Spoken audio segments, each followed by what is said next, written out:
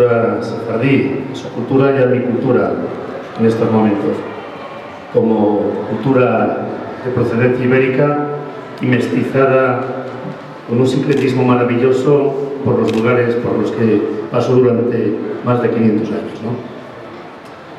Yo me llamo Francisco Jesús Díez Esteban, nací a finales de la Edad Media en la Castilla Profunda. Sí, era una época realmente... A mí me parecía que era normal, pero cuando he podido viajar más adelante y cuando he podido cotejar, cuando he podido conocer y entender, era una época en la que muchos valores todavía se daban, al igual que se dieron durante muchos siglos, durante Alta y Baja Edad Media, ¿no? En el seno de una familia de labradores, de campesinos, de agricultores,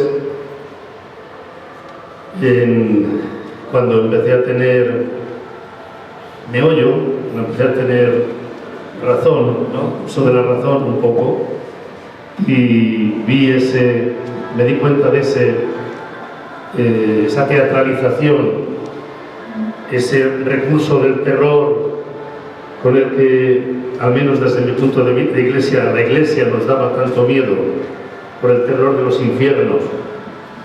Y cuando nos hablaban, no solo la Iglesia, sino en las homilías, de lo malos que eran los judíos, pues uno se hacía una idea. Cuando ya en una enciclopedia, en la Enciclopedia Álvarez, por cierto, apareció una efigie de un judío con cuernos, rabo, cola y un tridente, como el demonio, pues estábamos, perdónenme por una expresión muy española, acojonados. Tuve la suerte de, sin salir de familia muy católica, muy beata en muchos casos, ¿no?, de que fuera una época maravillosa en la que me enviaron, una época de apertura, en la que me enviaron al seminario para poder continuar mis estudios internos. Imagínense, llegar al seminario fue para mí una época de liberación interno, era una época de apertura, insisto, con compañeros de diferentes puntos de la provincia, algunos de fuera, y en esas homilías de época de apertura ya no seguíamos oyendo hablar de lo malos que eran los judíos, como que se hubiera normalizado un poco la cosa. Ahí empezamos, además, el germen de mi grupo, La Bazanca, que fuimos el primer grupo, como grupo, que en España grabó un disco de música sefardí en el año 1983, como grupo. Había algunos otros intérpretes, solitario, y después de varios grupos montamos La Bazanca, grabamos 2 discos, el tercero en el 83, y no era tan fácil grabar en aquella época canciones sefardíes, canticas amatorias, la mayor parte de ellas, muy conocidas entre el pueblo sefardí, pero no en los discos y cassettes que se podían escuchar, ¿no? De hecho, uno de nuestros arreglos un poco atrevidos, ¿no?, sí, un poco de música celta, yo me acuerdo de aquella noche que estuvo en los 40 principales de una radio de la cadena SER en España durante un par de meses. Bueno, pues poco a poco, durante los años 80, hicimos algunos conciertos bonitos sobre música sefardí. Yo tenía muy poca idea de lo que era aquello, aparte de haber transcrito con otro amigo el cancionero de Isaac Leví, editado en Londres, para hacer esas canciones que allí aparecían. Y ya en el año 88, recuerdo en una gira por Suecia, de frío, resulta que en Uppsala, donde está la universidad, al norte de Estocolmo, vino después del concierto, hacíamos un concierto de música tradicional castellana, de música tradicional española y algunos temas de música sefardí. Y al final del concierto apareció una señora nudita que se dirigió a mí en un habla que yo había oído en cassettes cuando escuchaba a mi amigo y padre Moshe Shaul en Kol Israel, y en las pocas revistas que cayeron en mis manos de aquí en Jerusalén, pues aquel dulce ladino, como hubiera dicho Miguel de Unamuno, aquel dulce ladino me enamoró. Y si antes nos gustaba y nos atraía mucho la música sefardí como heredero de un pueblo ibérico, a partir de ese momento nuestros esfuerzos fueron redoblados. Y esperamos hasta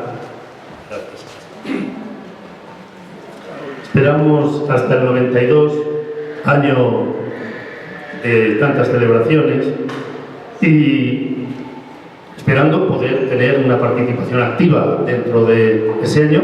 Y como es muy normal y muy habitual en mi maravilloso país, en ese momento y en esa ocasión aparecieron cultores, difusores de la música sefardí de los que nunca yo había oído hablar. Así que ese año hicimos un solo concierto y decidí como líder del grupo dejar dos tres temas sefardíes en el grupo y dedicarme en solitario a él, ¿no? A partir de ese momento, pues más conciertos, porque también es más fácil en solitario, más libertad para ensayo y para preparar y para estudiar. Y recuerdo en el 97 la primera vez, fue en el 84 cuando vine la primera vez a América, pero vine a México, a casa de unos amigos que vendrán mañana, y no vine de turista, ¿no? Pero la primera vez fue a la comunidad de Lions, en la Avenida Lions en Chile, y allí pues pude conocer mi primera casa sefardí, al fallecido, que en paz descanse, Salvador Benadaba, gran amigo, un caballero increíble, que me preguntó para su órgano local, el vocero, me preguntó: ¿no sos judío? Y yo contesté de forma instintiva: no, para nada, yo soy castellano viejo. Y quedó la cosa. Me fui por la tarde pensando al hotel, digo, ¿será así? ¿Será así? El caso, el concierto estuvo bien, me captaron después de mi primera casa sefardí y una comida de ismirlíes extraordinaria con la madre de Salvador Benadaba, Samuel Benadaba, también un diplomático chileno importante. Y la segunda casa sefardí en ese viaje fue la de mi amigo Mario Eduardo Cohen, mi introductor al mundo y sobre todo a la religión judía, de la que, gran amante del Antiguo Testamento, mucho más que del Nuevo Testamento, ambos los leí muchísimas veces, ¿no? Pero me gustaba sobre todo el Antiguo. Y es lo cercano a, como quien dice, al Pentateuco, a la Torá. Y a partir de ahí, pues fueron produciéndose muchísimas experiencias. Solo les voy a contar dos anécdotas, aunque podría contar muchas, ¿no? Porque en sus comunidades me han tratado siempre con una amabilidad y un cariño que no sé si merezco, pero en cualquier caso me siento, iba a decir una expresión en castellano muy fuerte que no significa nada, pero me siento fenomenal. La adrenalina de después de los conciertos, que no sabes si haces bien o haces mal, pero lo haces. Metí al bolso y cuando llegué al hotel vi que tenía, esa señora me había dado en agradecimiento a ese concierto, que fue realmente emotivo, un anillo que yo creí que era de oro y una piedra que creí que era preciosa. Bueno, volví a España, un amigo joyero le dije: oye, ¿esto qué es? Dice: es oro viejo, esta piedra es una piedra preciosa. Digo: pues vaya regalo, es una verdadera maravilla. Pequeños detalles.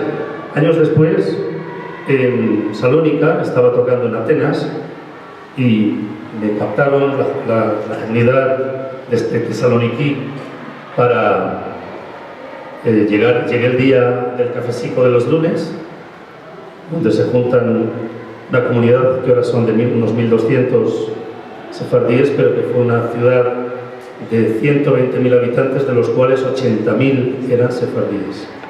Muchas ciudades en España no tenían ni por asomo esa cantidad, ¿no? Y nada, pues al final del concierto, que fue emotivo, también era un congreso de comunidades de Balcanes, en el fragor, mientras David Saltiel me daba una medalla, una maravillosa macedónica, me entregaba un ramo de flores. Yo tenía que mirar al ramo de flores. Y cuando no miré la medalla en cuestión, pero cuando, tomando uso, al final, el alcohol este anisado terrible, cantando todas las canciones que conocíamos de la copla española, de los cuales saben ustedes que los sefardíes fueron los mayores consumidores, que salieron los discos de pizarra, las gramolas, antes los aristones, de reproducción mecánica.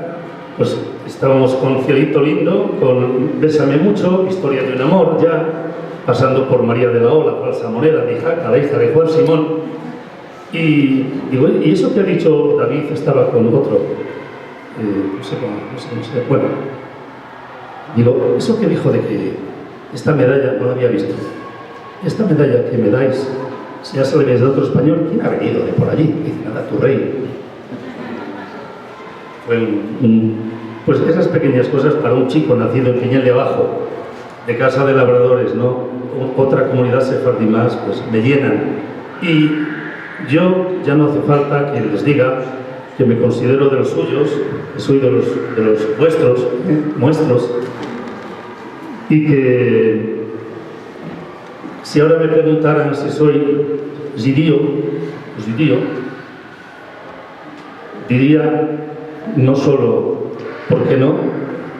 Diría que estaría encantado, porque para mí ser judío es un estado de ánimo, es un estado de alma. Lo único que les digo, por favor, visiten el Estado de Israel. Nada es perfecto, pero visiten y luego me cuenten. Porque lo que sus oídos les pueden engañar, la vista no les puede engañar. Y por concluir, les voy a cantar una canción que mañana no voy a hacer en el repertorio para no repetirme. Si me permiten, hemos sacado hace muy poco mi disco número 17, que sería el tercero de música sefardí, ¿no? Porque dentro de la etnografía y organología ibérica hay mucha variedad y cantidad, ¿no? Es un disco llamado Esencias de Sefarad, que trata sobre gastronomía sefardí. Todos los temas que tocan la gastronomía, bendiciones en torno a la mesa, todo lo que hay en torno a la mesa sefardí. Y ahí, la primera canción que abre, si me permiten, es la comida del aní, la comida del pobre. Y dice así: